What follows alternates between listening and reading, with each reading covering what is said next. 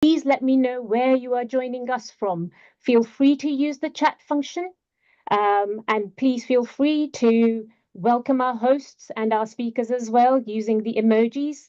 I can see our numbers are rising. How about you tell me where you are joining from? I believe we have a global audience tonight, and we are all looking very much forward to making this the most enjoyable evening, a very knowledgeable evening, and it is the first of a two-day event. So I have Sandra. Sandra, welcome from Nigeria. Welcome, welcome. I hope you are looking forward to tonight. Those who are joining us, please do share where you are from. It will be very nice to know for our speakers who their audience is.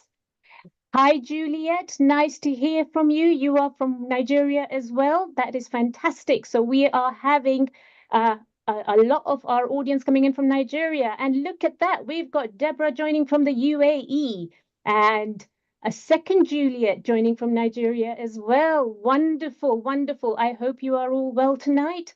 I hope you are all armed with your notepads, your pens, ready to take down action points from today, ready to learn, ready to embrace what our speakers are giving to us.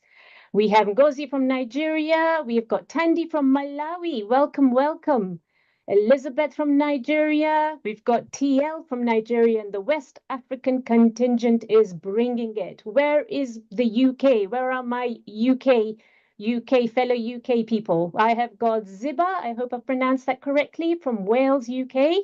Welcome again, and please feel free to tell me what you are expecting to take away from tonight. What is it that you would like to learn? Alpa from Bolton. We've got representation from the north of England. Welcome. We warmly welcome you to this beautiful, beautiful session we have tonight.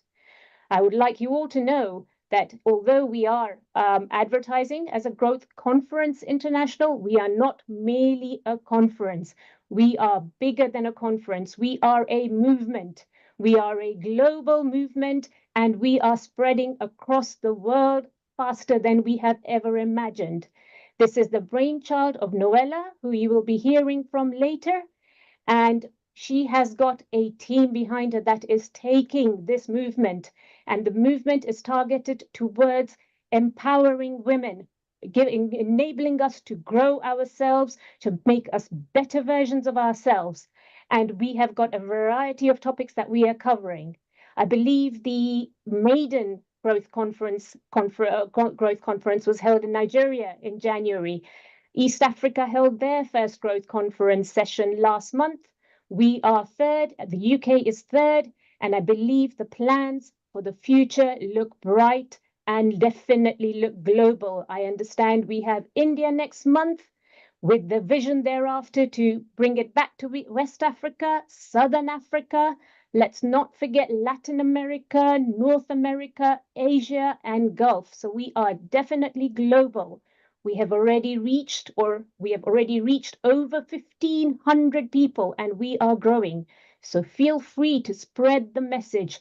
The more we can get on board and spread the knowledge, the better it is for all of us. I have more people joining from Nigeria. I have Judith from Nigeria. I have Comrade from Nigeria as well. Anybody else joining us from East Africa, for example, or Asia? Please feel free to join us in the chat. We look forward to hearing from you. Anybody else from the UK? Feel free to use the chat function. We are asking all our listeners any questions that you have. Please feel free to use the chat function. Any comments you have, feel free to use the chat function. Again, please feel free to use the emojis and join in. Let us welcome our expert speakers. Let's bring the vibe. Let's set this conference on fire tonight. Tonight, our agenda is learning about financial empowerment. Tonight, we are setting the foundations. We are learning what sort of mindset we need to have for financial success. For those who are business owners, tonight there is a special session on how to function your business, how to move ahead with your business in these times of uncertainty. We are also learning how we can build multiple streams for ourselves. I do have to say, though, even though we say financial empowerment for women, this is not purely for women. We are all gender encompassing. The principles we are talking about tonight, we can all absorb them, all implement them, and make ourselves better, make our lives more fulfilled, and grow ourselves. After all, that is what we are here for. We are looking to start shortly in a couple of minutes. I can hear, oh, we have representation from East Africa. Karibuni, my fellow East Africans. We have Nuriat from Uganda. We have Rachel from Uganda. Fantastic. And yes, Deborah, I love your comment. Welcome our dear speakers, and we are ready to hear from you. Are we all fired up? Let's make our speakers known that we are here, absolutely ready and armed to learn from them. Anybody else joining us from elsewhere in the UK? Feel free to add it in the chat. The chat is going to be our tool of choice tonight. Make some noise in the chat. Let us hear from you. Any questions you have, this is your chance.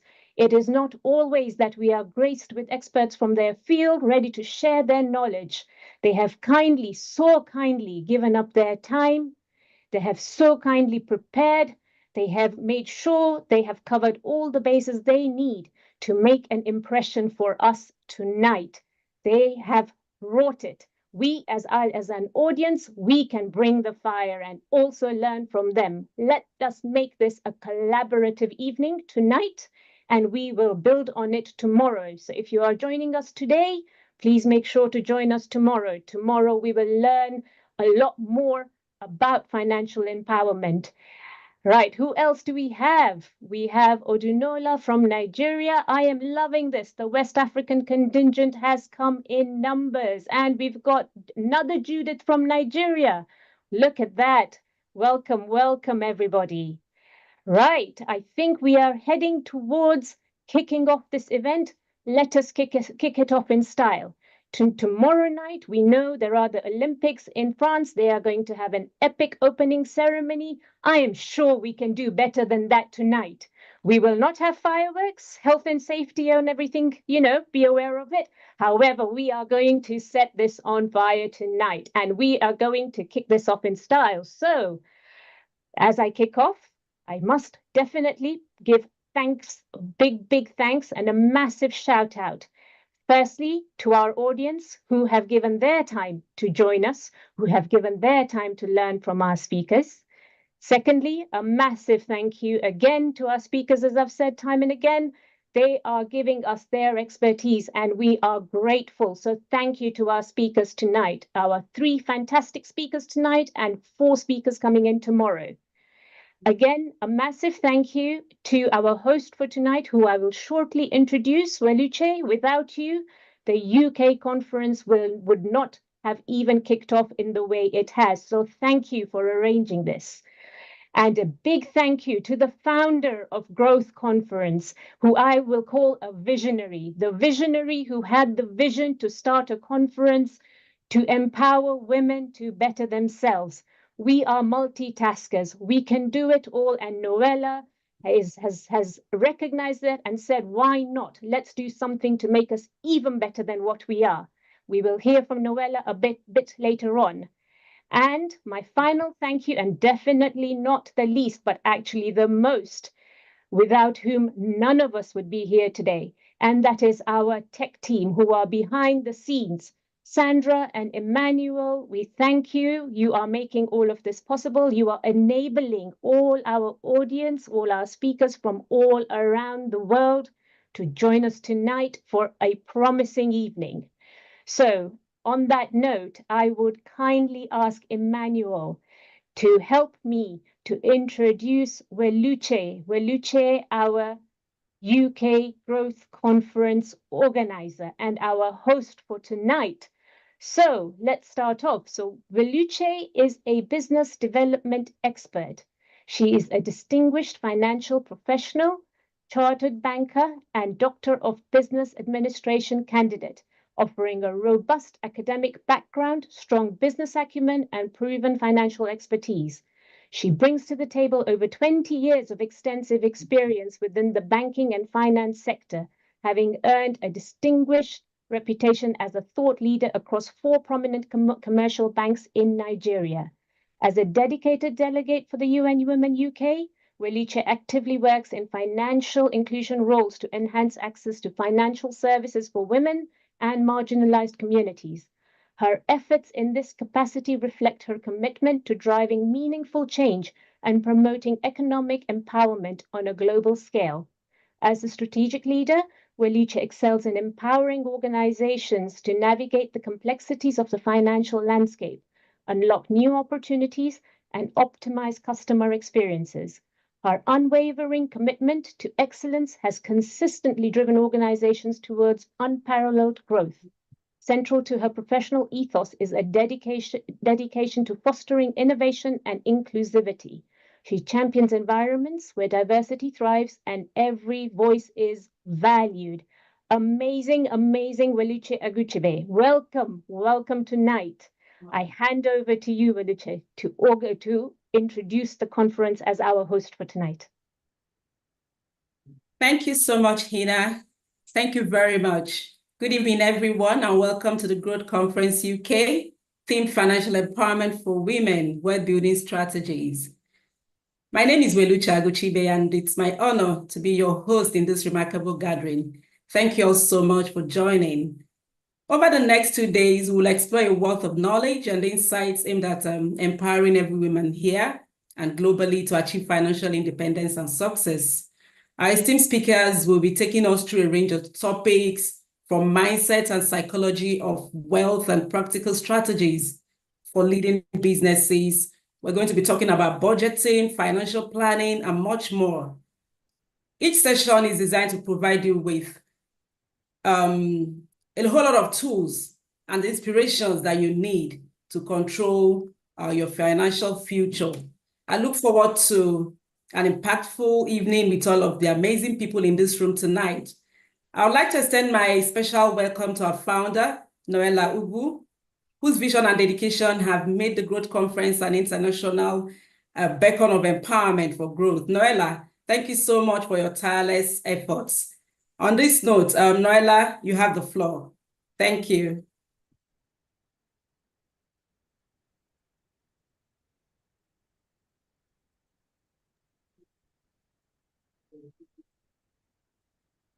Good evening, good afternoon, good morning to everybody, depending on where you are joining us from. It is with great pleasure that I welcome all of you to the Growth Conference UK. And just like Hina mentioned, the Growth Conference is not just an event, it is a movement. And this movement started some months ago. And today, the momentum we have gained is quite overwhelming. It's really startling. I'm really amazed at how fast and how far we are going and how far we have come already. Today, we're going to be talking about financial empowerment for women. Now, the Growth Conference is also a platform where women can share their message. It's a platform where we develop female leaders and where we develop women who are top performers in their fields, in their personal lives, or in their businesses. It's not a gender battleground, no. And that is why we have the support of our men. We've got Sam here who is supporting us. We've got a lot of men who have supported us in the past. And the men don't just support us with words. The men support us with their time, with their talent, with their expertise, and with their presence. The Growth Conference is a place where women are meant to become all that they are built to be. Unfortunately, we know that women have been marginalized in many ways and in different spheres. So today we're going to be taking just one aspect of where we need this improvement to happen in the lives of women, and which is the financial empowerment angle.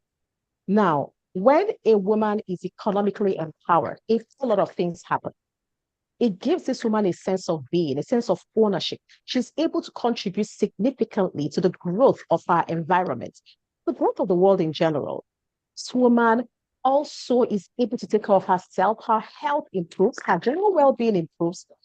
It will also interest you to know that according to the UN Women, whenever the gender economic gap is closed, women contribute $7 trillion to the world economy.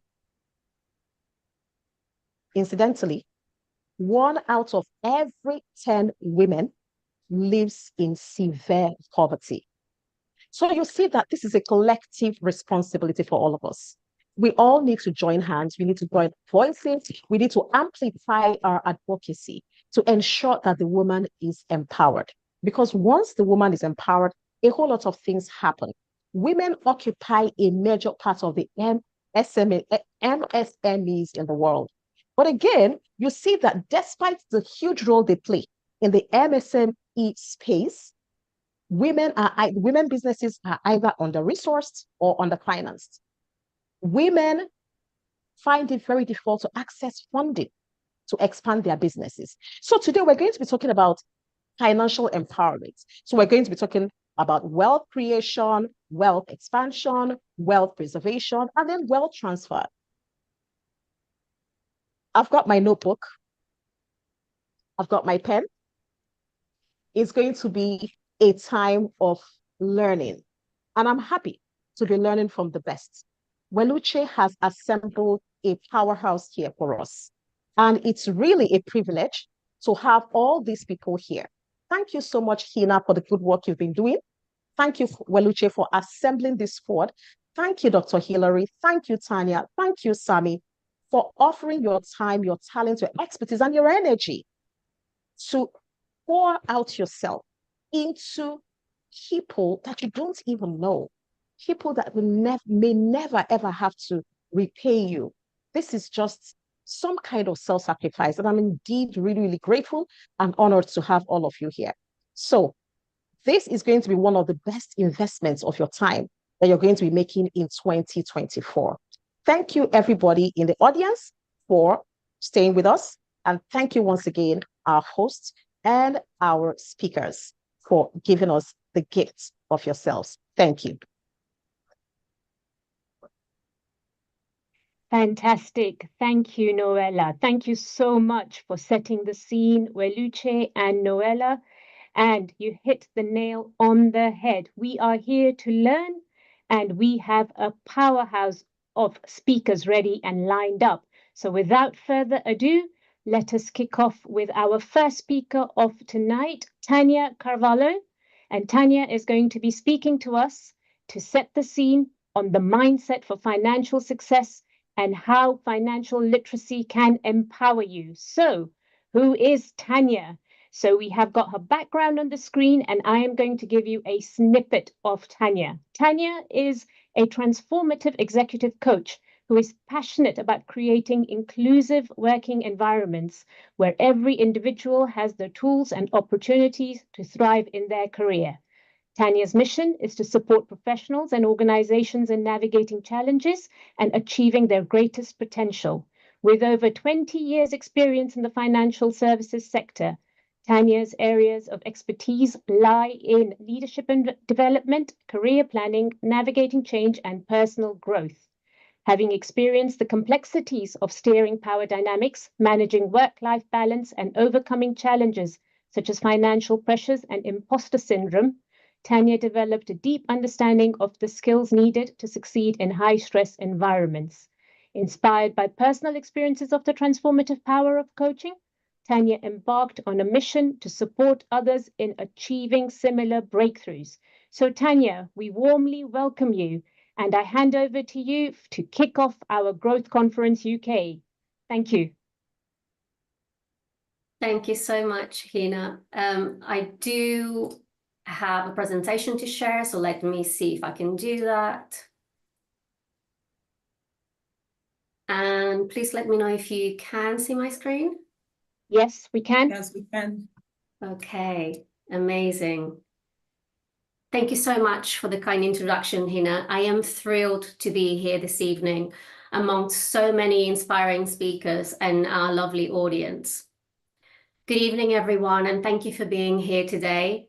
My name is Tanya Carvalho, and I am excited to be speaking with you about the impact of our mindset for financial success and how financial literacy can empower you.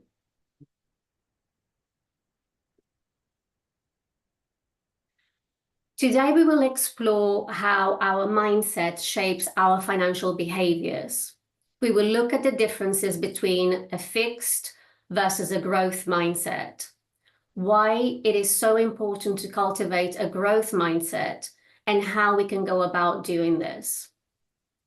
We will then learn how to overcome our limiting beliefs and explore how to build a positive, wealth-focused mentality instead. And lastly, we will discover the power of financial literacy and why it is so important for women to take control of our finances in order to feel empowered and unlock our greatest potential. Our mindset significantly influences our financial behaviors and outcomes. A fixed mindset can limit our potential, making us believe that our financial situation cannot change. On the other hand, a growth mindset empowers us to see opportunities and believe in our ability to improve our financial situation. A growth mindset is crucial because it fosters resilience and continuous improvement. When we believe that our abilities can be developed through dedication and hard work, we are more likely to embrace challenges, learn from feedback, and persist despite any setbacks. This mindset transforms obstacles into opportunities for growth, enabling us to enhance our skills and knowledge over time. A growth mindset can also lead to greater financial success and empowerment. By continuously seeking out new information and skills, having a growth mindset will encourage us to make more informed financial decisions and develop better money management habits. This approach not only boosts our confidence in handling financial matters, but also empowers us to achieve long-term financial goals. The emphasis on learning and improvement aligns with the dynamic nature of personal finance, where adaptability and continuous learning are key to navigating complexities and achieving financial security. So, how do we cultivate a growth mindset? Here are 5 examples of how we can do this. Number 1, embrace challenges. Learn to see challenges as opportunities to learn rather than obstacles. Tackling difficult tasks helps expand your skills and knowledge. For example, when faced with a complex financial problem, approach it as a chance to improve your financial literacy and problem-solving abilities. Number 2, learn from criticism. Use constructive feedback to improve your performance. Instead of feeling defensive, view feedback as a valuable resource for growth. For example, if a mentor or a colleague points out a flaw in your financial planning, use their insights to adjust your strategy and enhance your financial management skills. Number 3, celebrate effort, not just results. Focus on the process and effort rather than solely on the outcome. Acknowledge the hard work and persistence that leads to achievements. For example, praise yourself for sticking to a budget or saving regularly, even if your financial goal takes time to realize. Number 4, adopt a positive attitude towards learning. Stay curious and committed to continuous learning. Seek out new information and skills that can help you grow. For example, join the Growth Conference UK, which you have already done, so well done for being here today. Additionally, read books on investing and money management to broaden your knowledge base. And finally, number 5, replace negative self-talk with positive affirmations. Shift from self-limiting beliefs to empowering thoughts. Challenge negative self-talk by replacing it with positive affirmations. For example, instead of thinking, "I'm terrible with money," tell yourself, "I am capable of learning and mastering financial skills."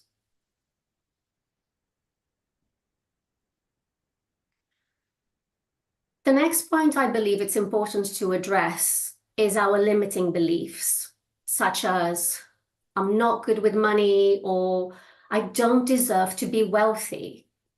These thoughts or beliefs can hold us back. To overcome them, we need to first identify and acknowledge them. There are 3 ways we can do this. Firstly, by self-reflection and awareness. So pay attention to the thoughts and phrases you use regarding money. Statements like, "I'm terrible with money," or "I will never be wealthy," are signs of limiting beliefs.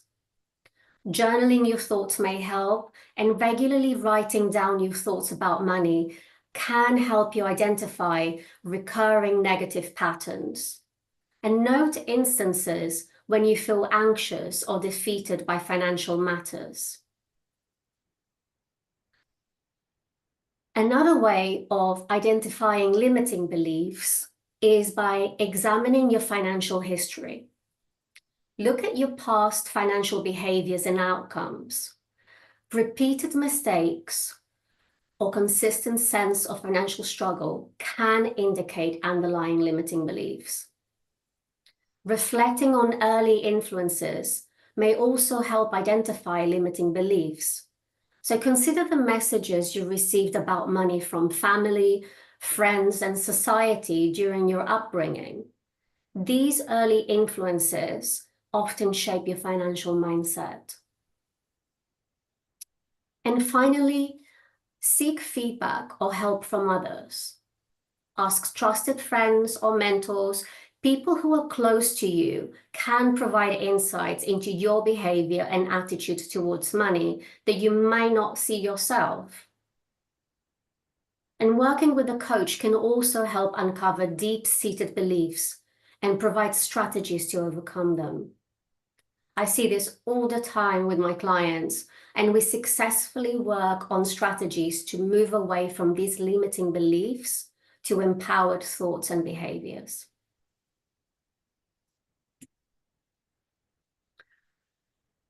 So how can we go about changing our limiting beliefs and building a positive, wealth-focused mentality? I will share with you 4 techniques that can help you achieve this. The first one is reframing negative thoughts by replacing negative statements with positive affirmations. For instance, change, "I can't manage money," to "I am learning to manage my finances better every day." Consistency is key, so regularly practicing affirmations can gradually shift your mindset to a more positive and proactive one. The second technique is visualizing success. Spend a few minutes each day visualizing yourself achieving financial success.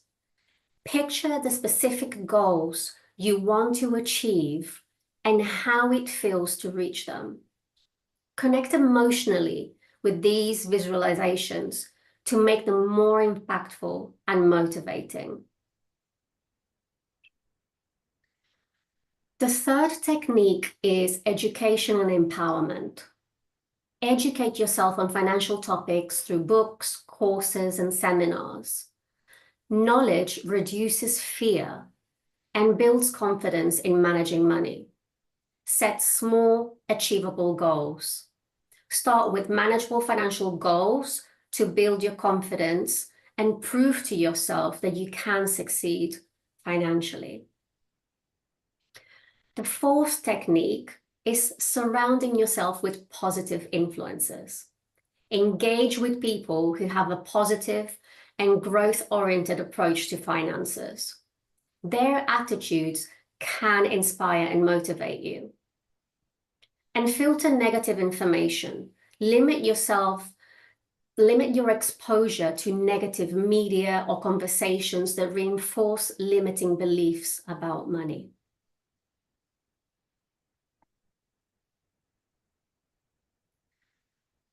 The final point I want to address today is the importance of financial literacy.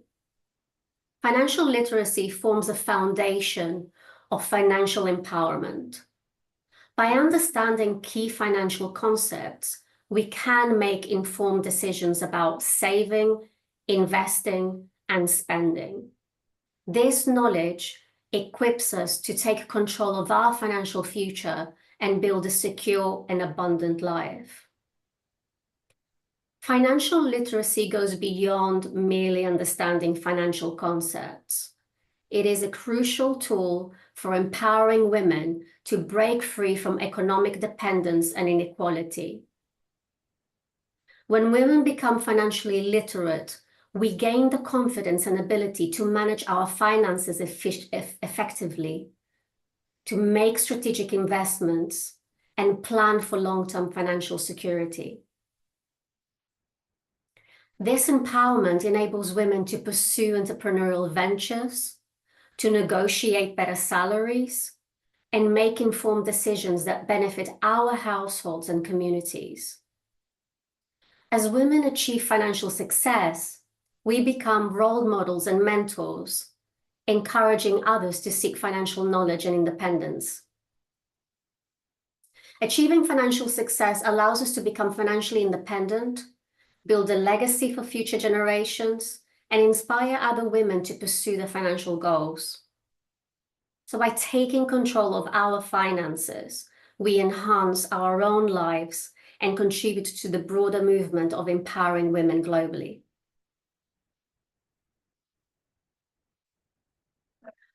So I would like to leave you with 5 easy steps to achieve your financial goals. Step 1, set clear and specific goals. So clearly articulate what you want to achieve financially, whether it's buying a house, saving for retirement, or paying off debt. It's important to set short-term, medium-term, and long-term goals using the SMART framework. So your goal should be specific, measurable, achievable, relevant, and time-bound. This ensures that our goals are clear and attainable. Determine which goals are most important to you and prioritize them accordingly. This helps focus your efforts and resources on what matters most. Step 2, create a realistic budget. So track your income and expenses, document your monthly income, and categorize your expenses to understand where your money is going. This helps identify areas where you can cut costs. Then allocate a portion of your income towards your financial goals. Ensure your budget is balanced, allowing you to cover essential expenses while saving and investing for the future. Step 3, develop a savings plan. Set up automatic transfers to your savings account to ensure consistent saving. Automatic savings reduces the temptation to spend and ensures you regularly contribute towards your goals. And build an emergency fund to cover unexpected expenses, such as losing your job or paying for healthcare. Aim to save 3 to 6 months worth of living expenses to provide a financial cushion. Step 4, tackle financial debt efficiently. Make a list of all of your debts, including balances, interest rates, and minimum payments. Prioritize paying off high interest debts first to minimize the amount of interest paid over time. And choose a debt repayment strategy such as the avalanche method, where you pay off debts with the highest interest rates first, or the snowball method, where you pay off smallest debts first to build a momentum. And consider consolidating high interest debts into a lower interest loan or balance transfer to reduce interest payments and simplify repayment. Step 5, monitor and adjust your progress. So regularly review your financial goals and assess your progress. Adjust your budget and savings plan as needed to stay on track. And finally, celebrate achieving small milestones on the way to your larger goals. This keeps you motivated and reinforces positive financial behaviors.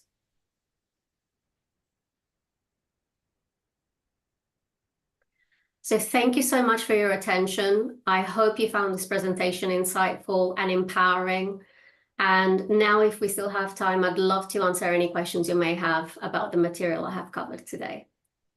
Absolutely. Thank you, Tanya, for sharing those pearls of wisdom. My main takeaway, if I may say so, is having an open and positive mindset and taking the time to assess where I am and where I want to go. I hope that is what you were trying to get across, and I hope I understood that correctly. Absolutely. Thank you for being open to questions. I have got a couple of questions, if that's okay. And at this point, I'd like to also encourage our audience. If you have any other questions, please feel free to add it in the chat whilst we ask Tanya to answer the first question of the night. How do I balance paying off debt with saving and investing for the future? Yes, that's a good question. So balancing debt repayment with saving and investment is a critical aspect of financial planning. So it requires a strategic approach to ensure that you are addressing your current financial obligations while also securing your future. So you can start by creating a budget and prioritizing expenses. So begin by documenting your income and expenses to understand your financial situation.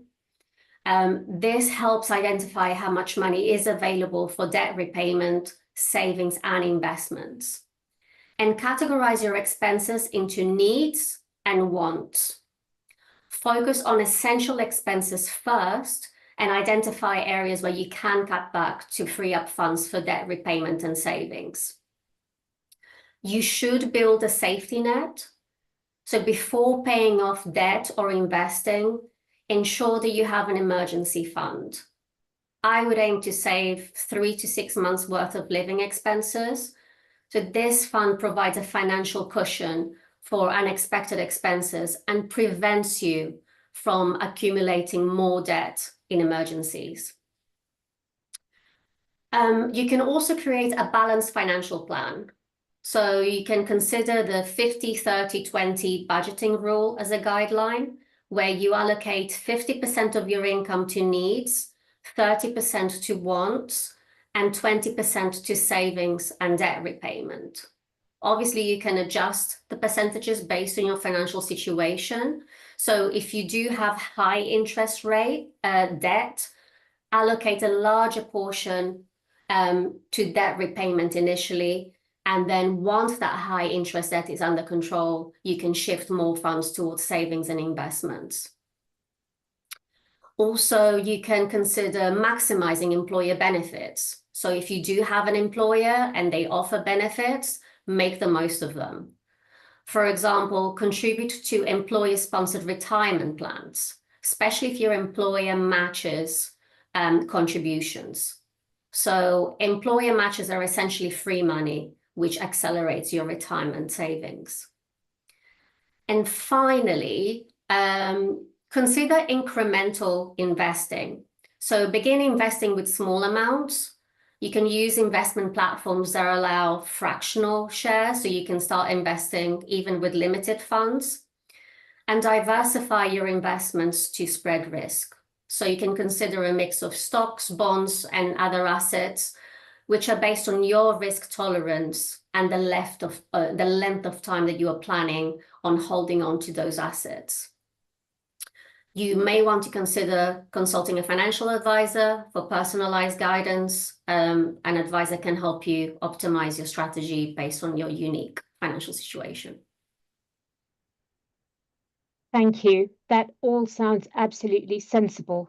And I think the principles apply to all, but naturally there is a bespoke element personal to your own situation. But I think if we apply your principles in the way you have said to our personal situation, then that can be an effective solution for us. Absolutely. At least Fantastic. it can start, yes. I believe we have time for one more question, if that's okay, Tanya. Sure. I've got a question from a participant, and it reads, everyone talks about budgeting, but it is hard work with a budget when your income is small. How does one manage that? Yeah, I think I kind of alluded to that on my my last response. You really need to prioritize your needs against your wants. So again, if you do have high interest debt, that should take priority because you do want to come off that debt. If you don't have debt and you're just thinking about your expenses and saving and investing, then again you can use that budgeting guide, which is 50% of your income towards your expenses, 30% towards your wants, if you want to spend that much towards your wants, and then the rest towards your savings and your investments. Brilliant. Thank you, Tanya. Thank you so much for the presentation. Thank you so much for answering the questions. I have got a load of questions coming through on the chat, and I'm conscious that we are ready to move on to our second speaker next. So I might ask Tanya if you are able to respond to these questions on the chat, and to our audience, please continue with your questions. Our speakers are kindly happy to respond to your questions on the chat, if that's okay. Can we please show some appreciation for Tanya? Some hand claps, some high fives. Yeah, thank you very much. Thank you, Tanya. Thank you. Thank you. Right. So that puts us in the right mindset. What do we need to do to be in the right mindset, and how financial literacy can empower us? This is possibly a nice lead into our second session, which is of interest, I'm sure, to all, but of particular interest to those with businesses as well. And I'm sure the principles reach those who do not have businesses as well. So our next speaker for tonight is Dr. Hilary Duckett, and her topic is going to be covering leading a 21st century business in a time of uncertainty. And uncertainty we definitely have in the world in many ways, shapes, and forms. So Dr. Hilary is there to guide us through it. So Dr. Hilary Duckett is a director of the Senior Leader Degree Apprenticeship at the University of Exeter Business School. She's an internationally experienced academic with a strong profile in portfolio development, innovation, and educational management. She is the director of the Senior Leader Degree Apprenticeship at Exeter University Business School and experienced in digital delivery and content development.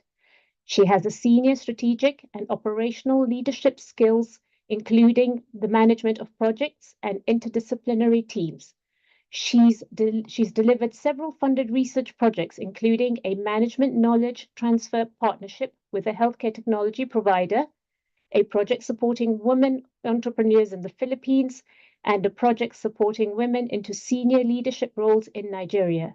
She has held university-wide senior roles in program leadership, teaching, learning, and quality assurance. So similar to Tanya and Sammy, who you will hear from later, Dr. Hilary is an expert in her own field. Welcome, Dr. Hilary. I hand over to you. Thanks very much. Well, my digital skills will be put to the test immediately as I try and share my material. So I am going to share my screen, and I'm going to do that from the beginning. Let's see if that works. Okay, share. Okay, so can you see my screen? Yeah. Yes, I okay. can. Okay. Yes, I can. Lovely. Yes, we can see. So Tanya's introduction was a really nice one for me, actually. So thank you very much for that, because Tanya's just been talking about a growth mindset, and I'm going to develop that a little bit as well. So the theme really is around financial management, financial resilience. But in order to enable financial resilience, if you're working with an organization or you're working with a team in an organization, you need to ensure the resilience of that team. So that's really what I'm going to be focusing on, is how you can build in that team resilience. And I will share with you at the end of the presentation a survey that you can use with your teams. So has that moved on to my agenda? I don't think it has yet. Yes, it has. Yes, it has. Okay, brilliant. Okay, so in terms of agenda, what I want to do is look at horizon scanning and why that's an essential part of the manager or leader's toolkit. Because in order to be resilient, you're not just looking internally at what's happening for you, you've got to be looking externally at what's happening in the environment as well. Then I'm going to move on to thinking about actually how can the concept of high performance working help to enable us to move forward and to develop. And then I'm going to look at how coaching can help build that resilience. So if I move on, can you see my third slide? Just double checking that slide. The 5 minds of a manager. This ties in nicely to. Not yet, Hilary. Sorry, we're still on the agenda slide. I'll try to do it this way. Does that work? That's it. That works brilliantly. All right, Thank you. I've got 2 screens on the go. So this ties in really nicely to Tanya's session, actually, because Tanya was talking about the growth mindset, and there was a really nice paper by Henry Mintzberg and Jonathan Gosling a couple of years ago, which looked at the mindset of managers. And the reflective mindset, the growth mindset, is kind of core to this, really. But the 5 minds of a manager includes managing yourself, so building in that personal resilience, managing organizations, so looking at things like the financial resilience, the economic performance of the business, looking at data which underpins how businesses are performing, but also looking at context. So in order to be a resilient individual and to plan for things like your financial future, you need to be horizon scanning. You need to be looking outside and seeing what's happening. So we'll look at that in a little while. It's also key to manage relationships as well. So that's the second part of what I'll look at today, is about high performance working and how you can manage the performance of teams so that they perform more effectively. And then engaging in change. So a key aspect of Tanya's presentation was this growth mindset, which is all about continuous learning and taking action in response to what you can see, both in terms of the environment and the challenges to 21st century business and organizations, but also individual challenges that you face yourself. So what is horizon scanning then? Well, it's this ability to look outside and to understand uncertainty and to analyze whether or not you're prepared to meet those uncertainties and you're prepared to act effectively to overcome those uncertainties. So again, in Tanya's piece, she was thinking about financial resilience there, wasn't she? And saying, actually, are you planning ahead? Are you looking at the future? Do you know what's coming? Do you have a sufficient saving scheme or an investment scheme to anticipate what's coming and to respond to it? Well, that's a really good example of horizon scanning, something you can do individually in terms of your own life and your own career development. But you can also do horizon scanning if you're leading an organization or you're developing a business or you're working as a manager within an organization. You can horizon scan to see what's coming at you from the outside so that you know what resilience to build in for yourself, but also for your team. So if we think about what horizon scanning involves then, it's it's being prepared to think about the external environment and what's happening around you in order to change your own mindset, being open to more possibilities. So everybody's talking about AI and the dangers that AI is raising and posing.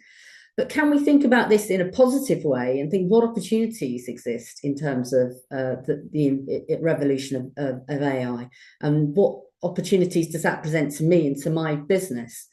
So keeping an open mind, being curious, thinking about the trends that are coming and how you can mirror those trends, how you can develop your own skills and competencies so that you can take advantage of opportunities that are coming. Invite challenge. So, sometimes we are very reluctant to hear feedback because we think it can be damaging if it's things that we don't really want to hear. But actually, being open to challenge is a way of changing your behavior, and it's a way of responding to things that perhaps you hadn't identified yourself. Create diverse teams, and we'll look at high performing teams in a little while, but then think about the impact of environmental changes that have for you and what you need to do about it. Get data about what's happening and information that'll help you make the change, make the most appropriate change. And remember that uncertainty and risk opportunity are not the same thing. You can have uncertain things happening in the environment that you really can't control, but you can take control to an extent of risk and opportunity. You can balance risk. Tanya was talking about this. How do you balance your personal risk? How do you balance risk to your organization? And how do you capitalize then on the opportunities that may exist in that space? One really simple thing you can do is a SWOT analysis, and maybe some of you have already done this. You can do this at a personal level, but you can do it at an organizational level. So think about yourself in the sense of what are your personal strengths, what are you good at, what can you capitalize on, but then also listening to challenge, listening to feedback from others. What potentially are your weaknesses? What do you need to improve? What resources do you need to make things better? Do you need to undertake training courses? Do you need to build up this savings scheme? Do you need to invest differently? So what are the weaknesses? What are the threats? What's things that are holding you back? So what are these aspects of a negative mindset, perhaps, that are holding you back from doing things differently or making changes? And then where do the opportunities lie, both in your network, but also in the environmental change? Are there things that you can capitalize on that are changing in your work context, your personal context? They're going to help you go forward. And again, as Tanya said, it is all about a positive mindset. Now, this next slide is a little bit busy, but I thought I did look at this from the context of Nigeria. And I'll drop these slides into the chat at the end. There are weaknesses in terms of Nigeria and its current economic and contextual context. So over-reliance on oil, there's a patronage system, which maybe needs to be challenged, high youth unemployment, as people have mentioned in the chat, rising inflation and the impact that has on people's income. So there are some weaknesses. There are also some threats. The whole oil industry is under challenge from newer, more greener forms of energy. So potentially that wealth stream may disappear in the future. So energy transitions, AI pressure generally around the world, which may exacerbate some aspects of unemployment. Currency depreciation in Nigeria is a threat to people's personal incomes, but also to business, and also environmental threats globally caused by climate change. But within that, there are also strengths. Nigeria has a massive population, for example, and it's growing, and that gives energy. It's got a youth population, so there is opportunity there for moving into new technologies, using this youth population and knowledge to innovate and to change.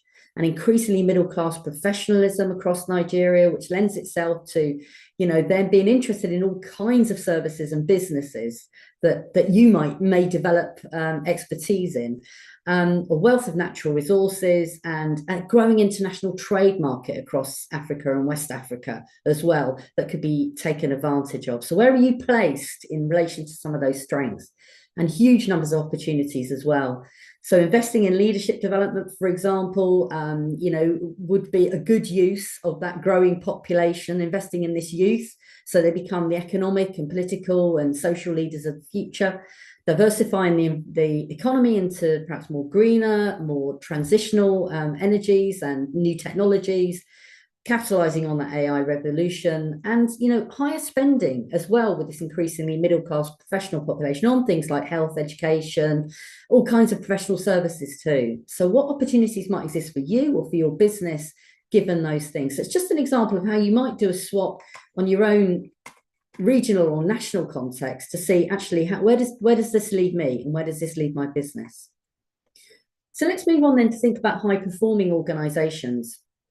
So high performing organizations are characterized by clarity and coordination. So there's clarity about what needs to be done. So we've done the horizon scanning, we know what's coming, we've done a SWOT analysis, we've identified where our strengths and weaknesses are and opportunities and threats, so we know where we're going. And high performing organizations then take initiative, take calculated risks and move forward. And again, this can apply at an individual level. High performance individual does the same thing. So in terms of theory around high performance working, organizations that are high performing, individuals that are high performing, achieve higher financial and non-financial results that exceed their peers over a 5-year period or beyond. So if you can get it right and you can get characteristics in there which make you and your organization high performing and your team, then you can be capitalizing on massive success. But leadership behavior and management of teams is key to building that high performance. So your behaviors and your attitude as a leader, your mindset are key to making that high performance count for you. So in a sense, 5 things that high performing individuals or high performing teams do differently are these. They're not afraid to pick up the phone. We've become probably too bogged down with email correspondence and don't really engage in that face-to-face or that verbal conversation. So building relationships and investing time in that. They're more strategic with their meetings. So there's clear agenda and there's clear outputs and the tasks and responsibility and follow-ups. So being more strategic in planning the use of your time. They invest time bonding over things which are non-work related. So this is putting time into your social network. Your social network pays dividends, comes back to you and benefits you in all kinds of ways, but you need to put the time into building it. So high-performing individuals and high-performing teams give and receive appreciation more frequently and share credit. We've heard a lot of that culture here today.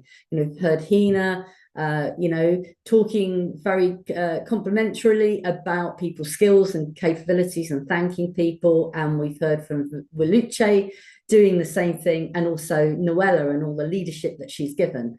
So we've had lots of people today role modeling, giving that feedback and appreciation. And I think that's important, particularly for women, I think, to build that confidence and to overcome imposter syndrome.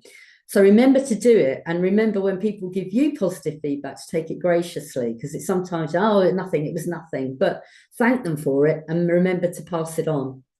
High-performing people and teams are more authentic at work and will challenge. So you bring your real self, you bring your passion, you bring your values into the workplace, and you make things happen for positive reasons.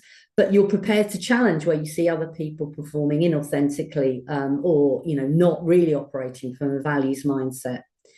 And high-performing individuals and teams deliver excellent results. So a lot of the research says over a 5-year period, you can see the difference in terms of financial and economic performance. High-performing teams outperform non-high-performing teams. So high performance is important, but actually coaching is really important in helping to build high-performing working. And Tanya again was talking about coaching as being an important aspect of understanding your own financial resilience too. So how coaching builds high performance then? You build high-performing teams and leaders. So that's about building positive relationships, having that positive mindset, collaborating, giving that positive affirmation and thanks and appreciation back to others, but having accountability and engaging in that collaborative problem solving. So not being afraid to challenge other people, but to encourage them to put forward ideas that are going to help more widely to achieve positive change. Coaching can enable strategy and change as well. So team coaching, in a way, can build a trust that people are then able to put their ideas forward without fear of the repercussions, without fear that they're going to be, in some way disciplined or in a difficult position because they've challenged an idea or put a problem forward. So enabling high-performing coaching can enable a team to achieve high levels of strategy and to be in a better position to change based on those positive relationships that are built across the team. Coaching can also increase team resilience because basically high-performance working requires high levels of communication and constant communication and collaboration between people too. So there are lots of areas in which, as a team leader or as a member of a team, you can encourage people to be resilient through that collaboration and also through the feedback mechanisms. Coaching can help a team also to accelerate culture change. So you can do things like engage in continuous learning, continuous development. You can task people with being change agents. You can hold people account for innovation, or give people objectives around creating innovation. So coaching can be a really effective way at breaking down tasks into more bite-sized, achievable goals that can then accelerate that culture change. Also, coaching does create a ripple effect because the positive outcomes of engaging in this feedback loop and this collaboration with others and this encouragement to achieve change then comes back, so it has a multiplier effect. So it can really impact, more people are involved in coaching and team coaching and peer-to-peer coaching, the more you have this ripple effect and this kind of positive ripple of positive mindsets. In terms of what you might do, next steps in terms of building high performance working could be auditing your team. I'm going to drop into the chat a survey that you can complete, which helps you to evaluate how effective your team performance is. So, how trusting are people within the team? How engaged are people? How motivated? How clear are people's goals? How much communication is given by leaders or by you in terms of managing that team, and how effective is that? So it's a way of auditing the extent to which there are high-performing characteristics applicable to your team. And obviously, once you've then audited it and identified, actually, we've got strengths in these areas, but we've perhaps got some development needs here, that's when you can do the targeted coaching, because you can say, actually, our team needs more support around communication, or our team needs more support around giving feedback to one another or collaborating more effectively. And then you can put into place targeted learning and development and targeted coaching in order to strengthen those characteristics of high-performing working. So the key thing as part of your auditing of a process of resilience, if you like, and positive mindsets, these mindsets of effective leaders, is to evaluate, where you feel your team might need development and what your sort of top 4 priorities are. And then what you can do is engage someone to give some individual coaching or some team coaching in order to build higher performing organizations. So where is it that you need interventions around motivational techniques? Where is it that you might need interventions around reward and recognition? What steps need to be taken around communication to improve the performance of the team? So there are lots of things that you can do, both individually, but also if you're working in teams as a team leader or a member of a team, in order to focus around characteristics of high-performing working. Coming soon at a later event, we're going to be talking about high-performance coaching specifically, some tools and techniques that you can use. But for now, that is what I wanted to say. And what I'll do is I'll stop sharing and then look to see if there's any questions. And what I'll also do, I'm going to put in the chat the survey, which I alluded to. So it's going in the chat now. Thank you, Dr. Hilary. Thank you so much for that. All absolutely valid points. And thank you also for sharing the survey. I think a lot of what you said resonated with me personally. I don't have my own business. I am employed, but all the points are so valid in terms of particularly having a very open feedback structure and also coaching with a very positive attitude. So nobody should feel a fear of repercussion. And I think those two elements for me personally really create an environment where you have a strong team around you and you can build a base around you, because that base is what is going to benefit you in the future. So invest the time now, reap the benefits in the future, and just lead from the front. I think that's essentially what we're saying, aren't we? Lead from the front and lead the way you want to be led. Yes. Yeah, absolutely. Fantastic. So I think we have a couple of questions coming through, if that's okay, Dr. Hilary. So let's kick off with a very good question. This one I like. How do I know if my team is being authentic? Yeah, thank you. This is an interesting one because obviously there's a fine balance between challenge and disruption within a team, and often it's the case where you're inviting people to give feedback, you're inviting people to challenge things, but it might reach a tipping point where all you're getting is conflict and confrontation and too much competition between team members. So I think you've got to kind of step back from it and look again at what you're trying to achieve and say, are the behaviours that I'm seeing actually supportive of what we're trying to achieve and the goals of the organisation or the goals of a team? Or are they just continuously disrupting it? Are they the yes, but conversation? Oh, yes, we would, but there are all these problems. And so I think this is the skill of the effective coach, really, working in the team, is to be able to differentiate between those behaviours that are challenging but constructive, or challenging to the point where it causes conflict and is limiting and inhibiting the team. And I think that's a case of going back to the goals and the main objectives to say, actually, are these things helping? Or do we need to sort of call time on that and then move on and move the team on with another intervention? Yeah. So I think almost how you linked other aspects back to what Tanya had said earlier. This also links back to pause, assess, monitor, reevaluate, and let's restart from there again. So build on it, but again, positively, and bring ourselves back into line if we feel we're going out of line, I suppose. Yes. Fantastic. To our audience, if you have any other questions for Dr. Hilary, please do put them in the chat. And in the meantime, Dr. Hilary, I've got one more question for you, if that's okay.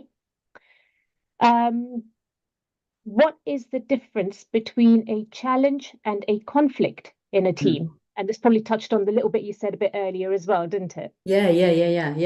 Yes, it did. A challenge, in terms of a growth mindset, a challenge is staying curious, and it's potentially getting a team or a group of individuals to think outside the box. So one problem is habitual behaviors, where we get into almost like a hamster wheel of repeating the same behaviors. And sometimes they'll work for us, but sometimes they don't. But you don't necessarily recognize they're not working until it's too late. So a challenge can be quite useful because, particularly you notice this when new people join a team, because they'll say, oh, why do you do it like this? And then you have to stand back and say, yeah, why do we do it like that? Because we've always done it like that, but is that the only way? Yes. Or a challenge might be because I've worked at another organisation, they did it this way. That seemed to be more effective. Or I've seen in the press that this competitor product is coming onto the market. That might actually cause us.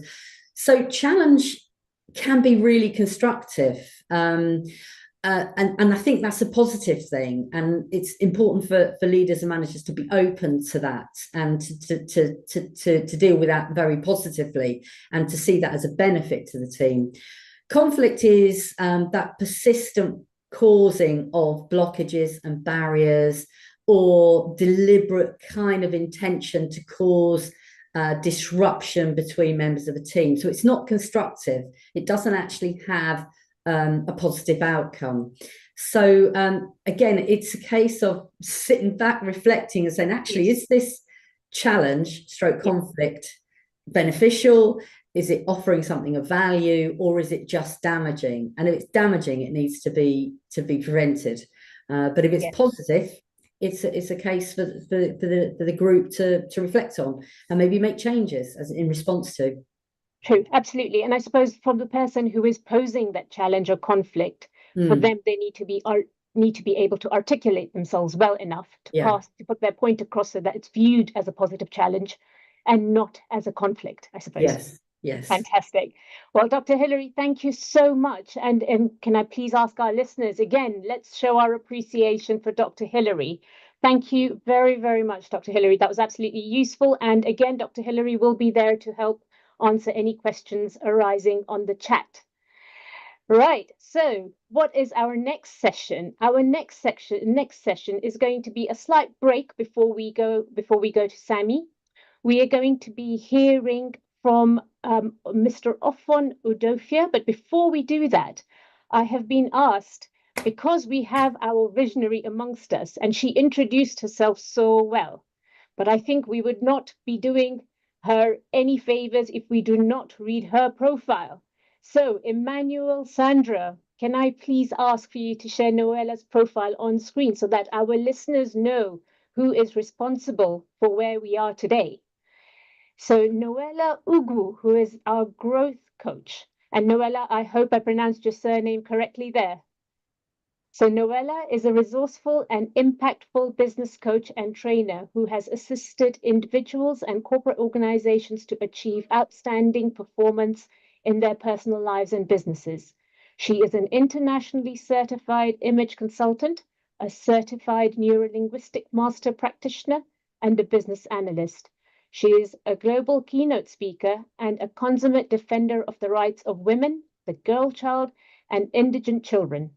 Noella's professional career revolved around banking for 9 years, where she established a sterling record of consistent high performance. And upon obtaining her certification as an image consultant from the Gloria Star Institute, North Carolina, USA, Noella set up Ben and Christie Heritage West Africa Limited, a leading training consultancy company, in 2010. She leads a team of thoroughbred professionals that has successfully delivered bespoke intervention services in the core areas of business optimization and personal development to some of Nigeria's biggest corporate organizations. Noella has an amazing passion for waking up the giant in people and for unleashing the potential of young people. Through her annual Teens Hangout, Career Hotspot, and Tech for Her, she has greatly impacted the lives of thousands of girls and young women and men across the world. She is the Nigeria Chair for Intercultural Dialogue with the G100, which is a group of global female leaders, and a non-executive director at the Institute of Export Operations and Management. In 2021, in recognition of her passion for women and the girl child, she was selected to speak to a global audience on gender-based violence and gender-based inequality during the 75th anniversary of the United Nations. The same passion birthed this event, the Growth Conference. Having read that, Noella, I think you are the best person to have kicked off this Growth Conference, and it is no surprise with that experience and that background that you have the vision to host something like this. So again, Noella, thank you very, very much. On that note, I would like to invite Mr. Ofon Udofia to speak to us for a few minutes about trading with the UK using the UK Developing Countries Trading Scheme. So Mr. Ofon Udofia, I hope you are here with us. He is the CEO of IEOM Nigeria, which is the Institute of Export Operations and Management. Mr. Udofia, over to you. Thank you, Heine. My pleasure to be here. I'm happy to be part of the Growth Conference. Noella has done quite a lot, and coincidentally, she is a non-executive director of the Institute of Export Operations and Management. I want to quickly discuss the door opened by the UK government for 65 developing countries to trade with them, just like what the Americans did in the year 2000 by President Clinton by opening the African Growth and Opportunity Act. So the UK government in June last year launched what we call the UK development country trading scheme. I want to say it is the most generous scheme of late, taking care of 65 developing countries and offering about 740 million pounds worth of trade tariff for developing countries. How will it help developing countries? One, we've had an issue of reject both in Europe and in UK from developing countries. So what the developing countries will benefit from is one, apart from tariff reduction, we are going to benefit from knowing the standard, what does it take to export to UK? What are the phytosanitary issues that is expected for us to meet? How do we collaborate with the food and related agencies in UK? And typically for Nigeria, they are already going into partnership with NAFDAC and Standard Organization of Nigeria. And they are doing a similar thing to other 65 developing countries worldwide. By doing that, UK will also benefit because it will reduce their risk of food scarcity, and it will preeminently help them to get most of the products that they desire from Africa. It will interest you to know that UK cocoa imports per annum is about 250 million for paste, and then for the butter about 40 million. And with the developing country trading scheme, there will be a tariff reduction of 2.5% and 4.5% respectively. So UK will be contributing to the growth of the developing countries by allowing them to bring some of these products on reduced tariff and some on the basis that the tariff would also go free. They are open to other trading with other developing countries. For instance, in the space of cashew nut, UK is the second largest consumer of cashew nut in Europe. So with the cashew nut in the sub-West African region and the other African countries and the other developing countries, UK have allowed the African countries and developing countries to access their market, in some cases duty-free, in some cases a reduced tariff. So by so doing, it has opened up the horizon that the developing countries can actually partake and grow their own economy. For instance, the challenge we are having in Nigeria today, you can see the free fall of an naira, and it is nothing to talk about except we are able to balance our trade with some of our major trading partners, and which UK is one of them. So this is a very good thing to discuss in the growth conference, because the thing just fit in. We are going to be growing alongside this growth inside the growth, because by the time we are exporting to UK and people are listening to us, will take advantage of that. That will really help our economy, not only Nigeria, but the other developing countries that are going to benefit from it too.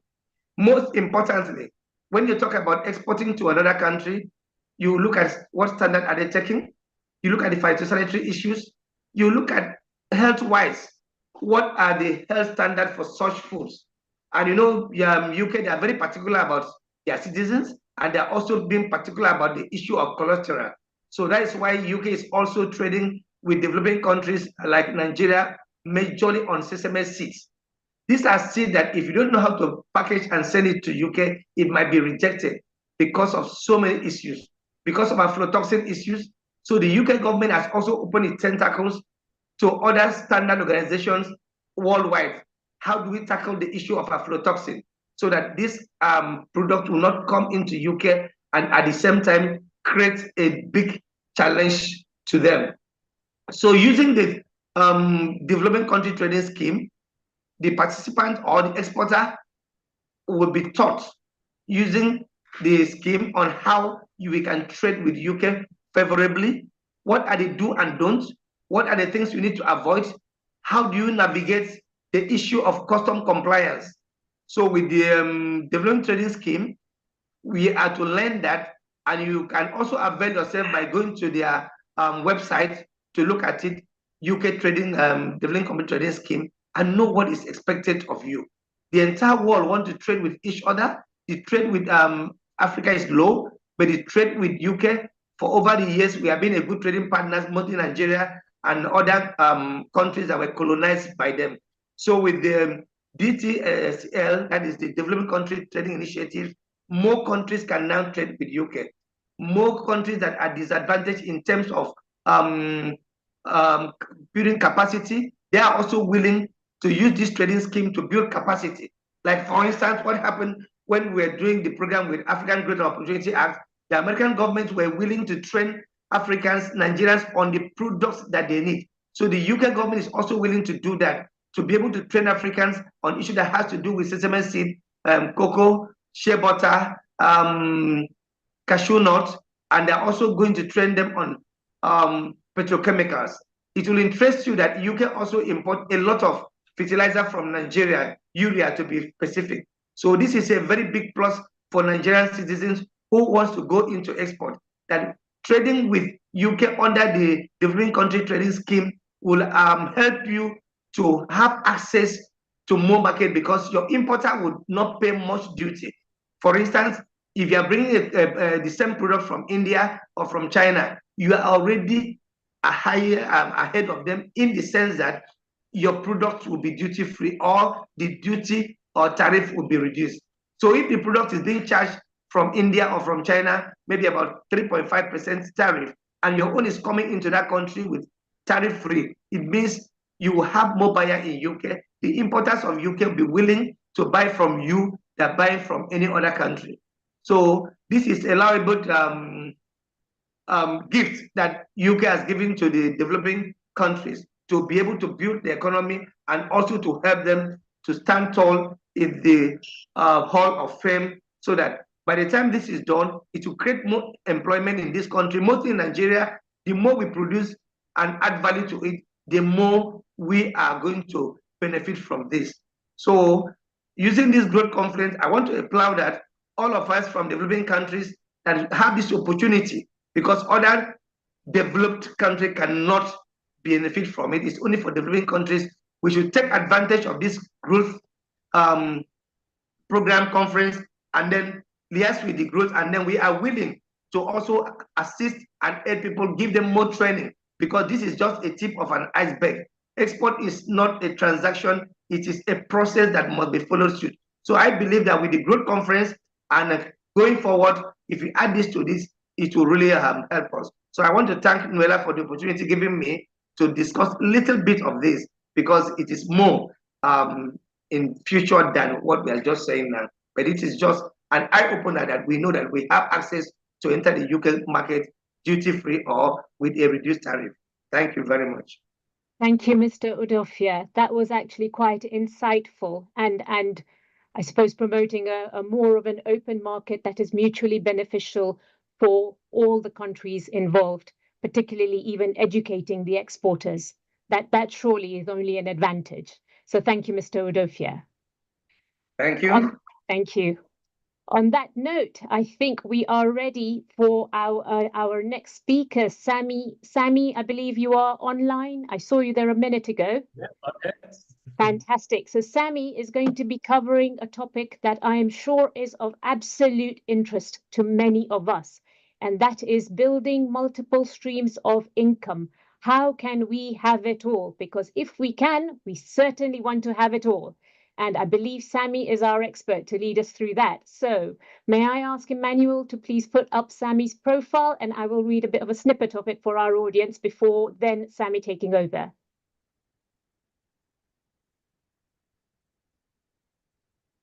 Whilst Emmanuel leads it on and puts his profile on, I will start giving you a bit of background about Sammy, if that's okay. So Sammy Dorgham is a financial and mindset coach who is trained in the coactive model and accredited by Octopus Money as a financial coach living between London and Lisbon. His mission is to create a space where his clients can awaken their authentic selves and feel empowered to make the changes needed for impact and fulfillment. At the heart of living a fulfilled life and creating the sustainable businesses the world needs is financial empowerment, where everyone feels financially secure and ultimately independent, which we know is very important. He helps his clients move forward by understanding their life and financial goals, co-creating strategies to achieve them, and supporting them as an accountability partner and mentor. Before creating his coaching practice, he worked in technology and AI consulting and startups for 10 years. And he's passionate about supporting people who want to leave the world a better place than they found it. Now, that is a very noble, noble aim. So with that, Sammy, apologies, we didn't have your profile up on screen, but I hope I did you justice by reading that out. And please take the floor, Sammy, on helping us to understand how we can build multiple streams of income. Thanks, Thank you Sammy. very much. Can you all see my screen? Yes, we can. Thank you so much. So thank you very much for that very kind introduction, and I'm absolutely delighted to be here. As was alluded to there, I feel like empowerment of people, and especially women, is absolutely critical to changing the world for the better. And I also want to pay tribute to the previous speakers as well. Really excellent presentations, and particularly Tanya, there'll be some elements that are from your presentation that I'll reinforce in mine. So what I'm going to talk to you today is about building multiple streams of income, a really important part of trying to diversify and create financial security. And my presentation is split into 3 parts. Firstly, I'm going to talk about building the foundations of financial security. I'll touch on some of the points that Tanya has already made. And then I'm going to get into the topic of diversifying your income and the 7 sources of income that are available to us to try and diversify. And then finally, I'll touch on how you can grow wealth most effectively. So starting off with the first priority of building the foundations. One of my roles is as a financial coach with partnering with a UK company called Octopus Money. And what I do with my clients is to help them understand their financial goals first and foremost, and then build layers of financial security above that. And this pyramid is how I see the world when I'm approaching a client's conversation. And what I try and do is help my clients move from the base of this pyramid through to the top. And at the bottom, a lot of the things that Tanya was saying around managing your money better. So being in control of your daily expenses. I love the 50-30-20 rule that Tanya was referring to, trying to reduce debt through either the debt snowball or debt avalanche method. And I dropped a link in the chat if you're interested in that. And also establishing a stable cash flow. Without that fundamental basis of managing your money, it's very difficult to start thinking further ahead on how you can grow wealth. Now, once you have that managed money foundation in place, for me, arguably the most important part is building your safety net. And there's 4 components to a safety net. There's, as Tanya said, your emergency fund, minimum of 3 months of your income or spending, whichever's higher, but 6 months is something to really aim for. But there's more to it than that. There's making sure that you're getting the best returns on your cash and your savings in the bank so that your money's starting to work for you. And I'll talk about that more shortly. But there's also around making sure that you're insured properly. Different countries have different systems. I can only speak for the UK, but making sure that you have critical illness insurance or life insurance so that if something was to happen to you, both yourself and your family are protected is absolutely critical. And then also wills as well. Now, the benefits of a powerful safety net is that it allows you to take calculated risk. It allows you to decide, actually, I want to start my own business, or I want to reduce the number of hours that I'm working, or switch industry. Without it, and especially when you have families, it becomes more difficult to take financial risk. So the first thing in any financial planning is to build that safety net, and from there onwards, you can start thinking about moving up the other levels of the pyramid, which is all about how do you build and grow wealth. I won't go into those in detail just now, but it's things around how do you invest in tax efficient ways, how do you contribute to your pension and maximize the benefits that you can get from your employer or from starting your own business, all the way through to leaving a legacy.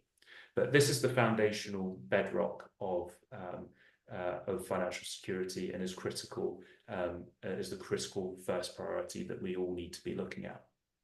So having got that safety net in place, the second priority is to diversify your income. And as I said, there are 7 forms of income, and I'm going to go through each of them in turn.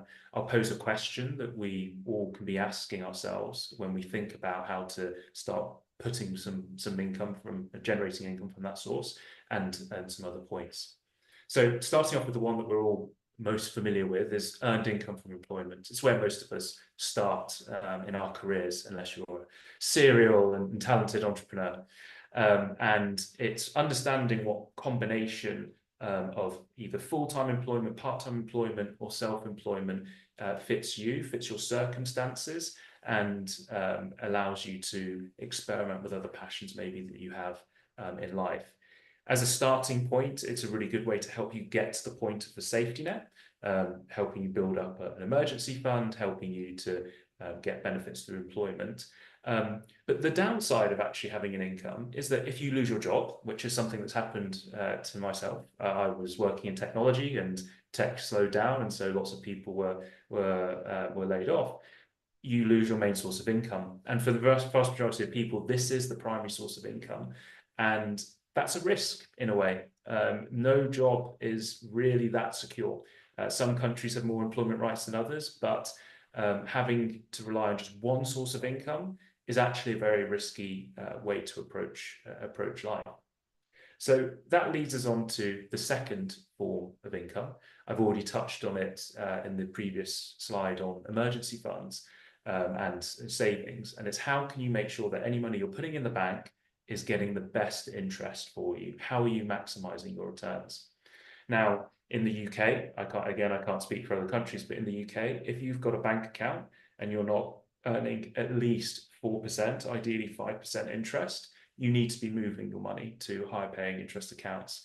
The sad reality is that loyalty doesn't pay when it comes to banking, and you need to be shopping around to make sure you get your money's doing the best that it can for you. There's things such as cashback and rewards and lots of other things that can reward you for spending. But if you have short-term goals within the next, say, 3 years, like buying a house or buying a car or saving for a university course, you can potentially look at fixed-term savings where you lock money away for a period of 1, 2, 3 years, and you get a guaranteed and usually higher rate of interest. And again, in the UK, individual savings accounts, ISAs, allow you to save up to £20,000 a year tax-free. Again, other countries I can't comment on, but if there are tax-free savings vehicles that are available to you, it's important to make the most use of them so that you're not having to pay tax on your interest. But making sure that your emergency fund and any other savings that you're saving for short-term financial goals are getting high rates of interest is really important. So we're now going to start moving into some of the more different styles of income. The third is capital gains from selling assets that have appreciated in value. Now, this can take many different forms. The one that immediately comes to mind is property, but not everyone has a house that they can sell. One of the reasons people do try and buy houses is that they can appreciate in value over time. And when they then sell them on, you make a profit. But it's far more than just property. This is where we start moving into stocks and shares, which I'll explain a bit more shortly. But if you buy shares and the value of those shares increase over time, that is capital growth, that when you sell them, you're making profit and making income. Now, the key here is that you're starting to move away from the number of hours you work equals the amount that you earn to money working passively in the background for you to generate other forms of income. And there are many types of investments out there, but this is starting to sort of look into a different mindset around your assets. And I broke cars there deliberately. I know lots of people who, or read stories about lots of people who want to go out and buy a very expensive car. That car, as soon as you drive it out the garage, loses 30% of its value. So lots of people need cars and rely on cars to do their work, to support their families. But what other ways, what other ways can you achieve the same thing, but without spending as much money? And where can you start buying assets that are going to be appreciating in value that you could benefit from capital growth in the future? The fourth area is dividend income from stocks. And I'm sure many of you are already aware of this, but I'll just quickly explain for those who don't. If you own shares in a company, often they'll pay a dividend, which is essentially the profits that that company makes distributed back to their shareholders, and that can be quarterly, that can be yearly. Sometimes if the company hasn't performed very well, they won't even pay a dividend in that year. Now, for most retail investors, you probably won't have a stock portfolio, or if you're just starting out investing, you won't have own enough stocks to be able to generate an income to live off from dividends. But the power of dividends and owning shares is that they can be reinvested to buy more shares. And so you're not only getting the capital growth from investing, you're also getting the dividends going in there. And that's why investing over the long run, it typically is the best way to generate wealth. And I'll come back to that in more detail later, because you're getting this double power of compounding economic growth and dividends reinvesting. Now, investing, I want to be very clear, is not for everyone. If you do not have an emergency fund, you should not be investing. If you have short-term financial goals, such as you want to buy a house in the next couple of years, save that money as cash, because if you start investing for goals that are within the next year or so, the value of those investments may fall just before you need the money. Investing is for time horizons of 5 years or more. So you're locking the money away and you're investing for ideally 20, 30 years if you have those time horizons. 4 things to bear in mind around investing are keeping your fees as low as possible. High investment fees can really eat into your return over time.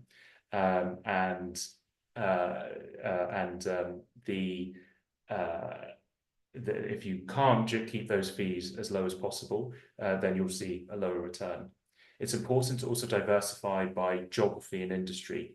Putting all of your money into one company, you may be very, very lucky and that company does very well, but the chances are that you're making a risky decision there, and you may not get the returns that you're looking for. So try looking at funds that you can diversify across geographies and industries, making sure that your risk profile is appropriate to you. There's a balance here. If you're someone who is risk averse and you go into high risk investments, you may lose money by selling if the value falls. But if you don't take enough risk, then you may not achieve the growth that you're looking for. So whenever you're looking to invest, making sure you do a risk profile to make sure you're investing in the right thing. And then finally, passive versus active funds. I could talk all day about the sort of whether some people think one is better or the other. Typically, passive funds are cheaper. They have lower fees because they're tracking a stock market index, whereas active funds typically are being managed by a professional and attract higher fees. And if we look at the evidence, most fund managers don't outperform the market. And that's just a general rule. Don't think you can outperform the market. But a balance between these two things, or speaking to a financial advisor to get some bespoke advice, is a useful thing to do. So I'm going to go through the next 3 relatively quickly because running out of time. The 5th area is rental income from real estate. Even if you don't own a property, if you're renting a property, are there ways that you can sublet your room? And if you do own a property, can you rent a room out? Can you actually rent your entire property out? If you are living in a high expense area, you can move to somewhere that's cheaper and rent there. Or if you're fortunate to have more money, are you able to invest in a rental property? But it goes beyond real estate. It's also your other assets. Do you have car parking spaces that you can turn into, that you can rent to people? Do you have other assets that you can rent out? So this is a mindset shift of looking at assets that are appreciating in value, but also that you could rent out and generate income from passively. 6 is profits from business. this can take many forms. I think Hilary did a fantastic job in running through what makes a successful business. So I refer back to her slides on that. But are there ways that you can start a side hustle with your skills, especially if you're working in data or technology? It's and with the internet, it's easier than ever to start side hustles now. And if they start becoming successful, you can potentially lower the amount of time you're working in employment. All the way down to working full-time on your business. But creating your own business and generating the profits is a really powerful way to generate income and wealth. And also this applies if you're an early employee, it's a startup that potentially could grow in value over time. If you were lucky enough to join NVIDIA 10, 20 years ago, you're laughing now. But again, most businesses fail. So that's also why the emergency fund and the safety net is so important, so that you can take calculated risk. And finally, royalties from intellectual property. I'll just quickly gloss over this, but how can you create assets online that will generate income? That's easier than ever to create blogs, to create online courses. If you're a writer, books is a type of royalty, but how can you start creating passive income from the internet? So these are the 7 sources of income. And the final priority is how to grow wealth. And when people look at these 7 sources of income, typically they're focused on the first 2. They're focused on getting as much high salary as possible and trying to make sure that their money in the bank is earning as much interest as possible. A bit of looking at capital gains from your house, if you're able to afford that, if you're able to do a bit of investing, some dividends, and people don't really think about the other 3 that much. If you want to create wealth, the priority are these 2. Capital gains from particularly stocks, and also creating a business and the profits from that and selling it. These, if you're looking to cover your expenses, the ones in grey are potentially better. But if you're looking to generate wealth in the long run, investing will always beat saving in cash, with those caveats of making sure that you have an emergency fund and also that you're paying for short-term goals. I know that was one of the questions that was in the chat. So just to wrap up, I just want to re-emphasize the 3 key takeaways of what I've gone through today. Priority 1, you must have that safety net in place, the emergency fund, insurances, making sure that you're getting the best possible deal on your bank savings. Without that, it's very difficult to do some of the other forms of income. Secondly, you have 7 forms of income that I've gone through there. And ideally, you want to be earning a bit of money in each of them. Now, very rare to do all of that, but as you saw from one of those slides, most people are in 2 of them. How can you double that to 4? What are the ways that you can do different business ideas or start investing if that's appropriate for you, so that you can generate income in all of them? And then finally, for long-term wealth, prioritize investing in stocks and speak to a financial advisor if it's something that you have not, if you're not familiar with and you want some help with, and being an early stage employee to business that becomes successful, or creating your own business. So thank you very much for your time. If you'd like to chat about any of the financial coaching that I've talked here, or some of the other work that I do in life coaching and business mentoring, please connect with me on LinkedIn. And I'm very happy to answer any questions that you may have now in the chat. Thank you, Sammy. That was very, very insightful. Can I say before, when you said thank you for being open enough to have others connect with you, if you want to share your LinkedIn profile on the chat as well, just to make it easier for everybody, and that goes to all our speakers, please feel free to do so. So Sammy, thank you for that. I think it linked in well with the theme of the evening so far, particularly started off with Tanya in terms of build your base. Build your base, then you can take an informed and calculated risk. But I think what you're saying is the route that's appropriate for you will depend on the term of the investment you're looking at and your short and long-term goals.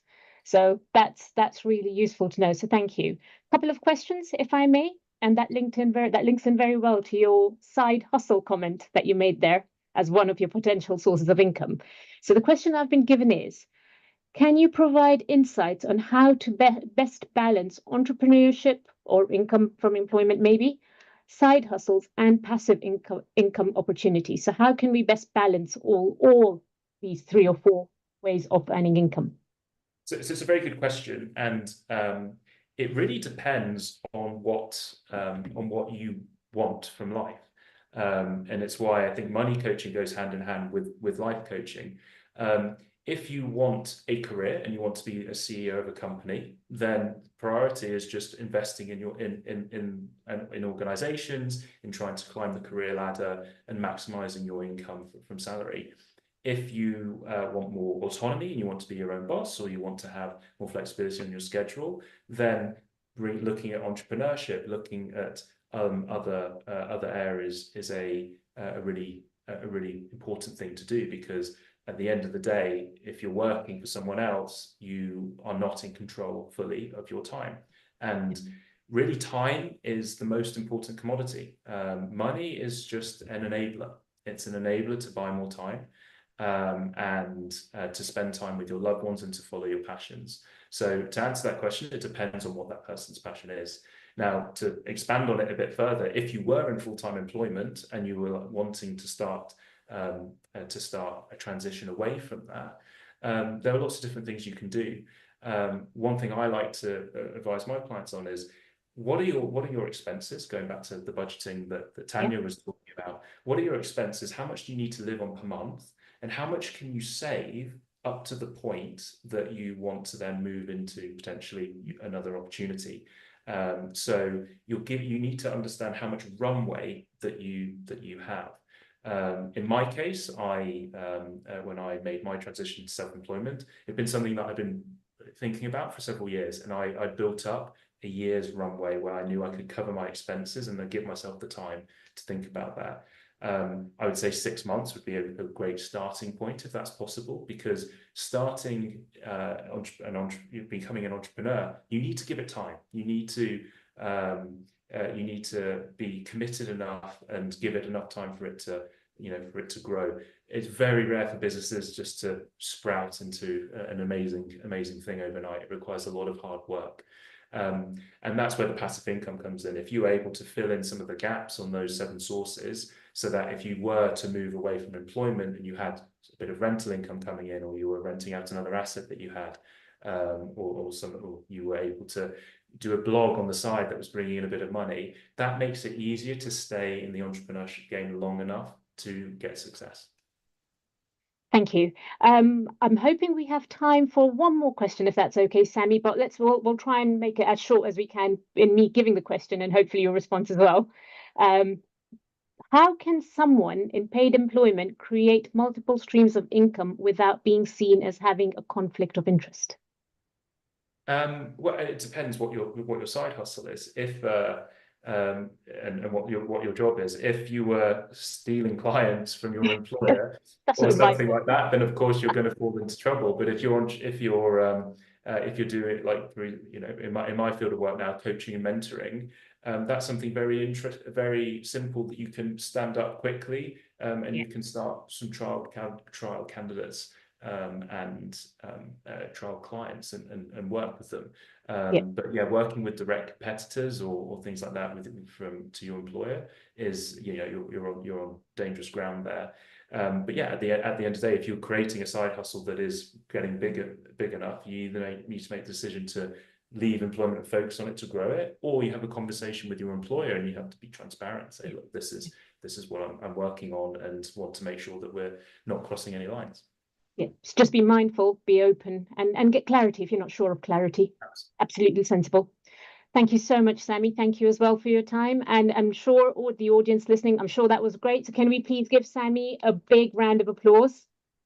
Thank you so much, Sammy. So that brings us to the end of today's session. Again, I'd like to thank all our speakers. I'd like to encourage our listeners to put into the chat, what have you taken away from our session today? I would suggest, and I have done this, I've been busy writing, taking away one action point and 1 point of learning minimum from each of our speakers. So I have got to share what I have got. I have got having a positive mindset, being open-minded, curious. Where there is an uncertainty, it can be a positive, it can be an opportunity. Build your base level before you start looking at riskier investments. build your team, build a high performance, high impact team through open feedback, open coaching culture. But yes, please feel free to share what you have taken away from today in our chat. Please also do not forget to come back tomorrow. We have had an insight today into our mindset, how to build multiple streams, how to build high performance teams. Tomorrow, we are going to be going even deeper into the nuts and bolts of financial planning, budgeting, examples for financial goal setting. We are going to be hearing about proofing our wealth against VUCA. When I heard that first, I was like, I'm not sure what that stands for. But VUCA stands for, I will try and remember what the V stands for unless Vida tells me very quickly. U is for volatile, there you go, uncertainty, chaos, and ambiguity. I thought I had it down, Sammy, but thank you very much for reminding me. So yes, so please do dial in tomorrow, and I'm sure you will be rewarded with further speakers, more speakers, again, professionals in their own fields and experts in their own fields, ready to share the knowledge with us. Before we sign off for tonight, as I'm conscious that it is quite late for some of us who have dialed in, particularly those where time is much further on than where we are in UK and West Africa, can I please request for posterity? Can we please have everybody shown on screens, and everybody to please switch on your cameras? Let's let Emmanuel and Sandra take a snapshot of all of us on our conference today. Feel free to please put on your camera. Let's take a picture together. Can I encourage our listeners to do that? Fantastic. I'm seeing pictures come online. Hello, everybody. Waves are very much welcome. While everybody puts their photos online again, can I please say thank you again to all our speakers. Thank you to all our listeners. Thank you to our tech team, to Noella and to Eluce. We cannot thank all of you enough. Emmanuel, Sandra, please let us know when we're ready for our picture so we can all say cheese. Are we there, Emmanuel? Do you think we're ready for the picture? Thank you, everybody, for switching on your cameras. We look forward to seeing you tomorrow as well. Tomorrow, you must tell me if this is the second or third growth conference you are joining. I suspect many of you were there for the East African one in June. We would love to hear from you. Noella, I can see your picture. Oh, no, yes, I can see your picture, Noella. That's brilliant. Emmanuel? Yes, we're ready. We are ready, right. So Emmanuel, can you count us down for our picture, please? Okay, let's take a picture on 3. 3, 2, 1, say cheese. Cheese. All right, we have it. Thank you so much. Fantastic. Thank you. Thank you, everybody. I wish you a very, very good night. I hope you enjoy the rest of your evening. Get some rest tonight and bring the fire tomorrow. We are back tomorrow at 7 p.m. GMT, equivalent to 8 p.m. West African time, UK time, 9 p.m. Central African time, 10 p.m. East African time. And if you are joining us from India, 12:30 in the morning. And we love the commitment if you're joining us from India. And we look forward to the Indian conference next month. Thank you, everybody. Good night. Thank you again. Thank you. Bye-bye. Bye-bye. Thank Bye, you. everybody. Thank you, everyone. Thank you.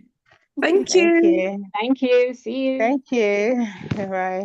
Thank you, Tanya, Hina. for a brilliant job. Thank Hina, you, thank you so Tanya. much for a brilliant Thank job. you Thank all. you.